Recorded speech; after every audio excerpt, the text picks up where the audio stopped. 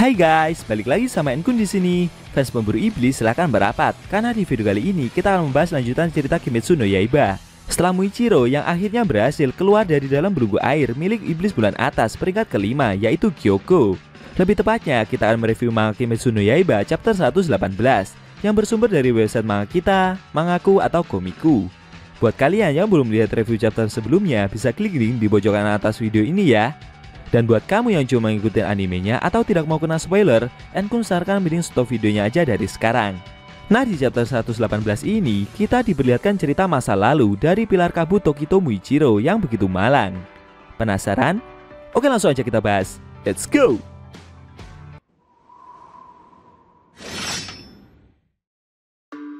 Pada awal scene, kita diperlihatkan Muichiro yang telah berhasil keluar dari belenggu air milik Gyoko.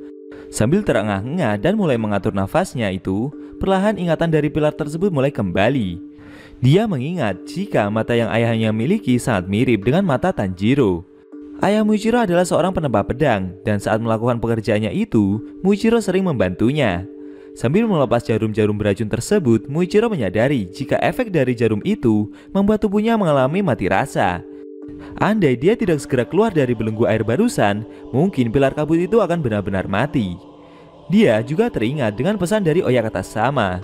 Beliau sering mengingatkan Muichiro untuk tidak berpikir terlalu keras. Menurutnya, begitu ingatan pilar itu kembali suatu hari nanti, dia akan menjadi lebih kuat dari sebelumnya. Muichiro yang mengingat wajah dari Oyakata Sama itu merasa sakit, khususnya saat dia melihat penyakit yang beliau derita tersebut yang terus menyebar.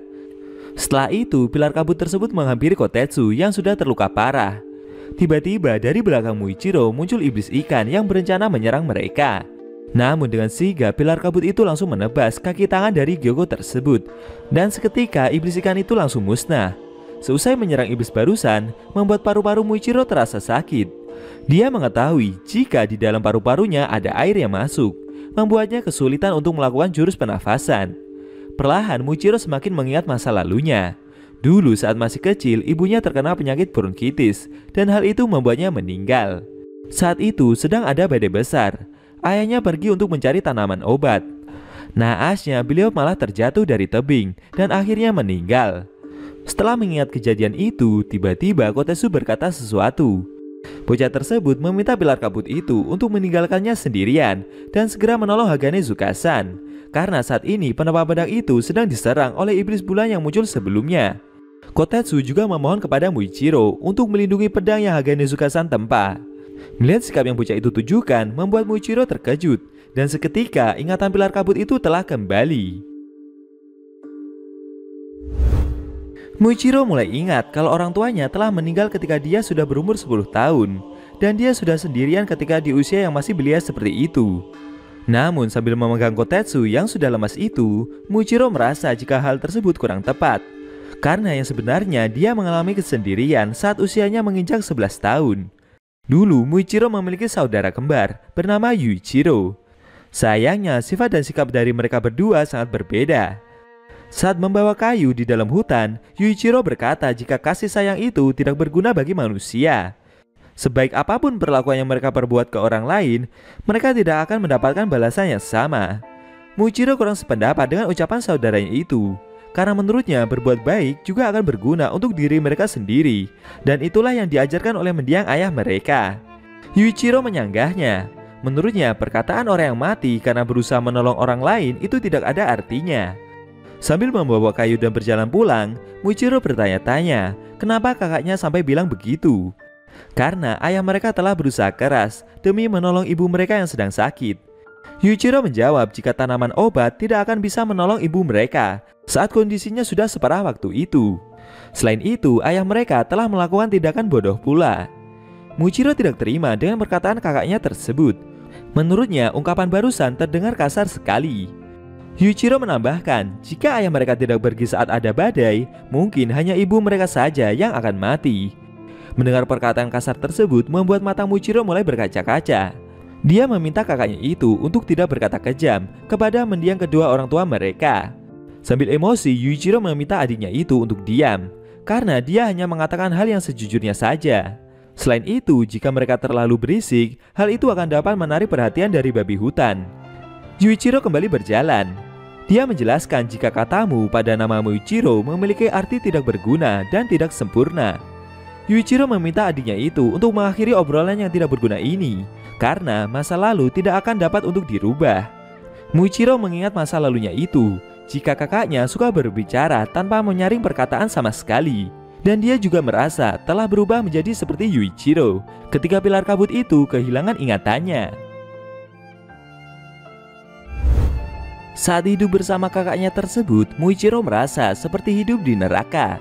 Dia merasa jika Yuichiro telah membencinya dan berpikir pula bahwa kakaknya tersebut adalah orang yang dingin. Ketika musim semi datang, seseorang mengunjungi rumah mereka. Ternyata itu adalah istri dari Oyakata sama. Saat pertama kali melihat wanita itu, Muichiro merasa jika dia sangat cantik. Bahkan dia sempat mengira jika wanita tersebut adalah roh dari pohon yang ada di dekat rumah mereka. Namun pada akhirnya Yuichiro mengeluarkan perkataan kasarnya dan mengusir Amane-sama agar tidak mengunjungi mereka lagi. Saat memotong lobak dan mau memasak bersama, Muichiro mengajak bicara kakaknya itu. Dia bercerita kalau Amane-sama telah memberitahunya jika mereka masih keturunan dari ahli pedang. Dan sepertinya mereka adalah bagian dari orang-orang hebat yang bisa menggunakan nafas pertama. Sayangnya Yuichiro merespon dengan sikap dingin dan meminta adiknya itu untuk membantunya memasak. Muichiro kembali mencoba untuk membujuk kakaknya tersebut. Sambil tersenyum, dia mengajak Yuichiro untuk menyelamatkan orang-orang yang menderita karena ulah dari para iblis. Dia merasa yakin jika hidup mereka akan bermanfaat untuk banyak orang. Tiba-tiba Yuichiro memotong lobak yang dia pegang dengan sangat keras, sampai membuat potongan sayur itu terjatuh ke lantai. Yuichiro berteriak dan memarahi adiknya tersebut. Orang lemah yang bahkan tidak bisa memasak nasi, namun bisa menjadi ahli pedang dan menolong seseorang, itu semua hanyalah omong kosong. Yuichiro merasa jika sikap yang adiknya miliki sungguh mirip dengan kedua orang tua mereka, dan mereka semua terlalu optimis.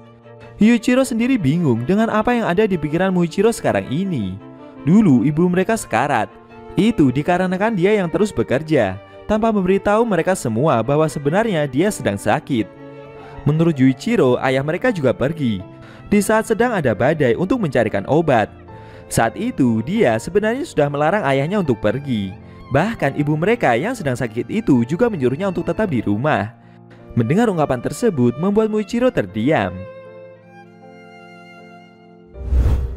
Yuichiro yang emosi berat itu menjelaskan jika menyelamatkan orang adalah hal yang hanya bisa dilakukan oleh orang-orang yang terpilih saja, karena mereka hanyalah anak-anak biasa.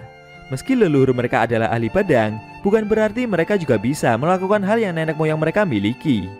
Yuichiro menambahkan, jika mereka tetap bersikeras melakukan hal itu, mereka hanya akan mati seperti anjing di luar sana. Menurut Yuichiro, wanita yang datang itu hanya memperdaya mereka berdua saja, dan dia mungkin telah merencanakan sesuatu. Mendengar ungkapan kasar dari kakaknya tersebut membuat Muichiro merenung dan mulai meneteskan air mata. Yuichiro meminta adiknya itu untuk mengakhiri pembicaraan mereka dan segera membantunya untuk menyiapkan makan malam.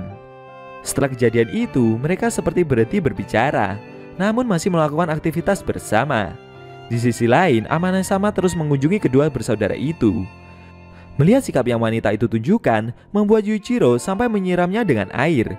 Kejadian tersebut membuat kakak beradik kembar itu berkelahi. Waktu terus berjalan. Musim panas telah datang. Di tahun itu suhu udara sangat panas, dan di saat yang bersamaan hubungan mereka berdua juga sedang memanas.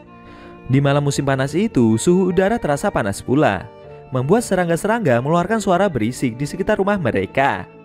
Di malam hari saat mereka sedang tidur, tiba-tiba pintu rumah dibuka oleh seseorang, dan ternyata itu adalah seekor iblis yang berencana memburu kedua bersaudara tersebut. Naasnya, Yuichiro terkena serangan fatal duluan dan membuatnya mengalami luka yang amat sangat parah. Iblis itu meminta mereka berdua untuk berhenti berbicara, karena kedua bocah itu hanyalah penambang pohon yang miskin dan tidak berguna bagi siapapun.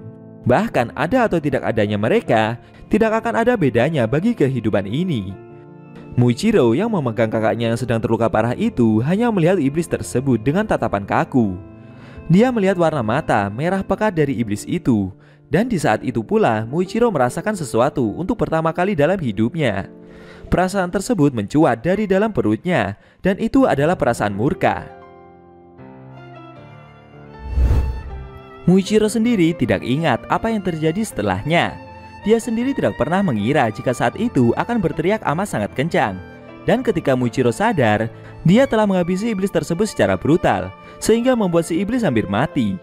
Setelah itu matahari muncul, dan tubuh iblis tersebut akhirnya hancur menjadi debu. Seusai mengalahkan iblis itu, sambil berjalan sempoyongan, Muichiro berusaha untuk kembali pulang dan melihat kondisi dari kakaknya tersebut. Sayangnya tubuh Muichiro terasa berat.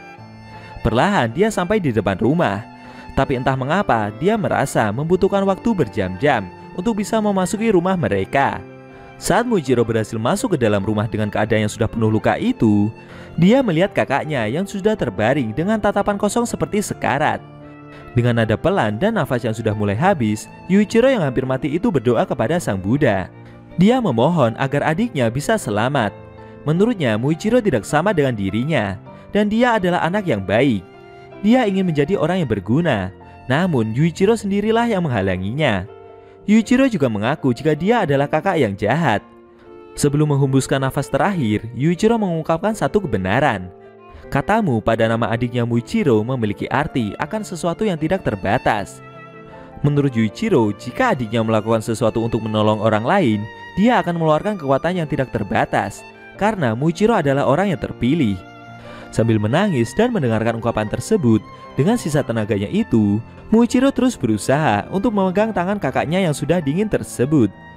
Setelah ingatan pilar itu kembali secara utuh, tiba-tiba raut wajah Muichiro berubah. Perlahan aura kekuatan besar mulai menyelimuti tubuh pilar kabut itu. Dan secara tak terduga, tanda seperti bekas luka juga muncul di sekitar wajahnya. Kali ini Muichiro mengamuk dan akan mengeluarkan kekuatannya yang sesungguhnya.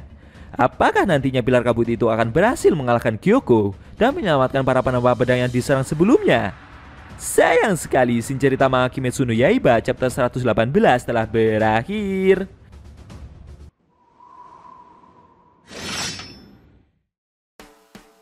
Oke guys, itu tadi review manga Kimetsu no Yaiba chapter 118 yang intinya memperlihatkan Muichiro yang mengamuk dan secara mengejutkan mengeluarkan tanda luka seperti Yorichi. Setelah ini, pertempuran puncak antara pilar kabut melawan iblis bulan atas Gyoko akan kembali berlanjut. Bagaimana menurut kamu? Jangan lupa tinggalkan komentar kalian ya. Kalau mau nonton review sebelum atau selanjutnya, bisa klik link di deskripsi. Linknya udah Mimin taruh di sana kok. Buat kalian yang punya Instagram atau TikTok, jangan lupa follow sosmed Mimin juga ya guys. Oke? Tekan like kalau suka sama video ini dan dislike kalau nggak suka. Jika ada kata-kata dari Enku yang rampas, Enku mohon maaf dan sampai bertemu di video review manga Kimetsu no Yaiba selanjutnya.